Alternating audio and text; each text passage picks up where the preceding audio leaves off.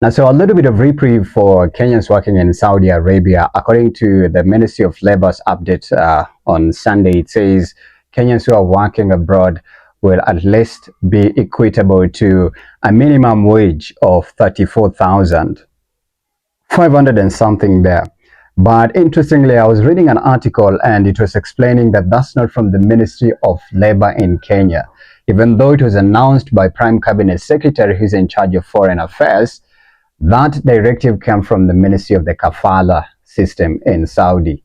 So it's in bid to actually foster, say, good relationship, the falling and disintegrating relationship between Kenya and some of these Arabian countries. Now that Kenya has experienced, I'd say, an upsurge of, workers who have been, working abroad, where some of them are being exploited, sexually harassment, abused, underpaid. Some of them arrive in those places and they find out the work that they had been described to in the job JD is not exactly what they want to do.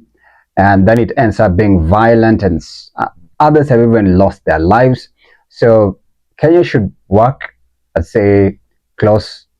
I'd say, in fact, not even closer. Kenya should work hand in hand with all ministries of labor in these foreign countries to ensure that each and every Kenyan worker in those spaces, whether it's in domestic work, whether it's in corporate jobs, whatever kind of work that a Kenyan is doing abroad, they should be highly protected by Kenyan laws.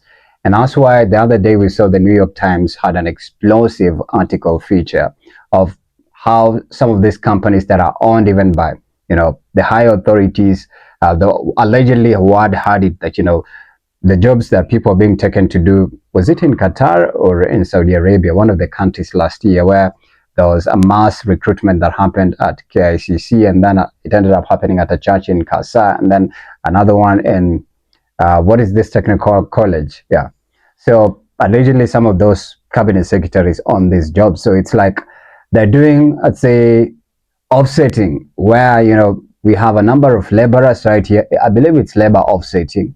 We have people right here that don't have jobs, so we'll export them to you. And what ends up happening thereafter is abuse. And other people, most of them do not have the right training qualification. And so they end up being taken advantage of. And I believe this is the right time to sort this thing out. And 34,000 is really, that's intern money. That's an internship money. But anyways, it's better than none. But also getting jobs, finding jobs that, especially those that you studied for in school, is not usually easy. But there's those who've always been naturally lucky to just find themselves in spaces where they studied and researched and have experience, and which is an incredible, remarkable blessing, so to say. But let's see how this pans out but that system is going to start working by 2026 in Feb. So they have between December, January, and then they're finally going to get their money in 2026, which is a remarkable good thing, so to say. So we'll keep update on it and see how it pans out.